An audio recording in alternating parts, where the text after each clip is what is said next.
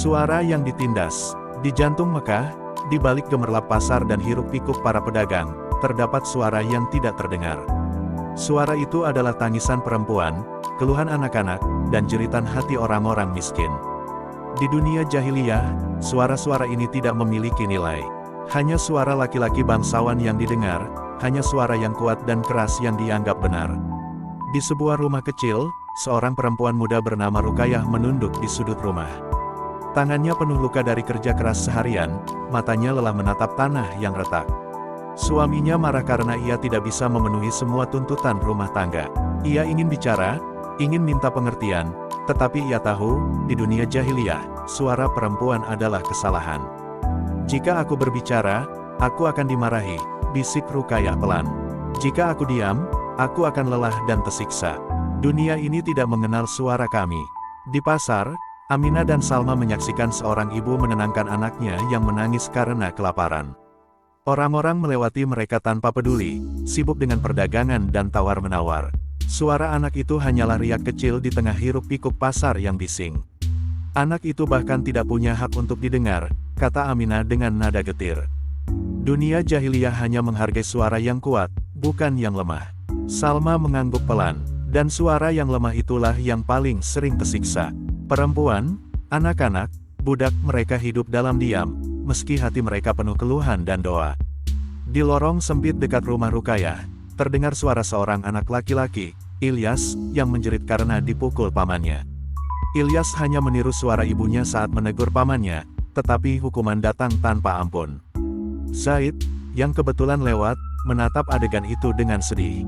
Ia ingin menolong, tetapi ia sadar, di dunia jahiliyah, seorang anak yang berani bersuara bisa dihukum atau dianggap durhaka. Hanya yang tunduk dan diam yang aman, meski hati mereka terluka. Di rumah bangsawan, suara perempuan sama sekali tidak dianggap. Seorang perempuan muda, Laila, mencoba meminta izin untuk membawa air dari sumur untuk keluarganya. Suaminya dan ayah mertuanya menertawakan permintaannya. "Diamlah, kau perempuan," bentak suaminya. "Tidak pantas suaramu terdengar di hadapan laki-laki." Laila menunduk, menahan air mata. Dunia jahiliyah telah mengajarkan perempuan sejak lahir, suara kalian tidak penting, pendapat kalian hanyalah gangguan, dan keberadaan kalian hanya sebagai pelengkap rumah tangga atau alat untuk kehormatan suku. Di sisi lain, Salim dan Hafsa, budak yang mulai memahami ketidakadilan, berbicara satu sama lain di sudut rumah. Hati mereka ingin bicara, tapi suara mereka ditindas sejak lahir, kata Hafsa. "Budak, perempuan, anak-anak kita hanya bisa menatap dan menahan sakit." Salim mengangguk, "Tapi jika kita menahan hati dan pikiran, kita bisa tetap hidup." Dunia jahiliyah tidak akan mengubah hukum ini. Hanya hati kita yang bisa tetap merdeka. Suatu hari, Ibrahim mendatangi pasar malam untuk mencari ketenangan. Di sana, ia melihat seorang ibu menangis di depan pedagang yang menolak menurunkan harga makanan. Anak-anaknya menangis kelaparan, tetapi suara mereka hanyalah gema kecil di tengah hiruk-pikuk pasar.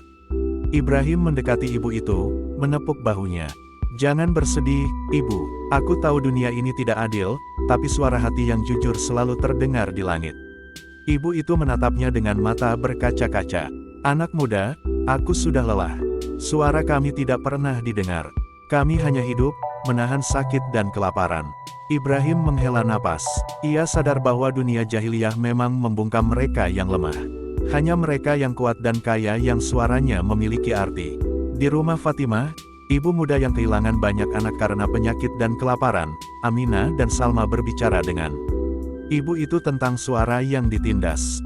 "Setiap kali aku mencoba bicara tentang kesulitan, orang-orang menertawakanku atau menganggapku lemah," kata Fatimah. "Dunia jahiliyah tidak mengenal hak kami untuk bersuara." Aminah memegang tangan Fatimah. "Ibu, mungkin dunia tidak peduli, tapi hati yang mendengar doa kalian selalu ada. Tuhan yang benar selalu mendengar suara yang ditindas." Salma menambahkan, "Suara kita mungkin kecil di hadapan manusia, tapi bagi Allah, setiap keluhan, setiap tangisan, setiap doa, adalah suara yang penting." Di malam hari, anak-anak miskin berkumpul di lorong sempit, berbagi kisah mereka. Seorang anak laki-laki kecil berkata, "Aku ingin bicara, tapi mereka akan memukulku.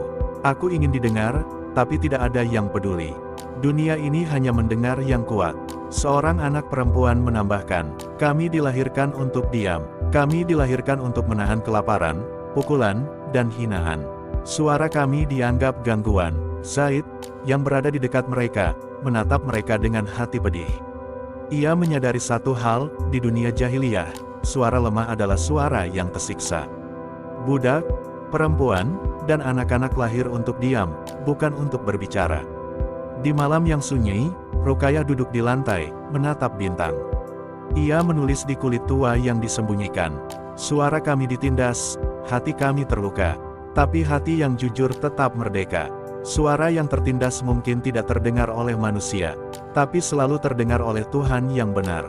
Di dunia jahiliyah, banyak suara yang dibungkam oleh kebodohan moral dan hukum sosial yang kejam. Perempuan, anak-anak, dan budak hidup dalam diam, menahan sakit, kelaparan, dan ketidakadilan. Namun hati mereka tetap hidup, dan doa mereka tetap terdengar di langit. Keesokan hari, Salim dan Hafsa membantu seorang budak perempuan yang dipukul karena berbicara pada majikannya. Mereka menyembunyikannya di lorong, memberi makanan dan menenangkan hatinya.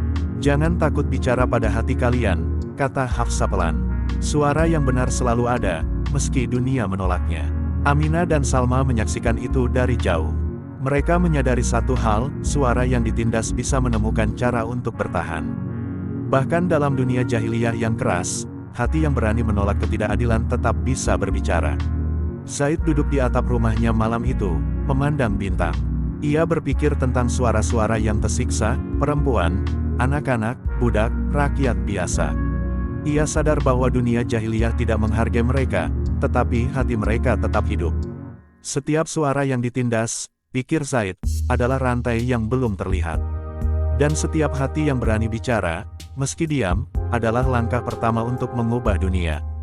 Di lorong-lorong Mekah, suara-suara yang ditindas terus bergema dalam hati manusia yang peduli. Dunia jahiliyah membungkam mereka secara fisik dan sosial, tetapi hati dan doa mereka tetap hidup. Suara-suara itu menjadi benih cahaya yang suatu hari akan menerangi kegelapan kebodohan moral dan spiritual masyarakat.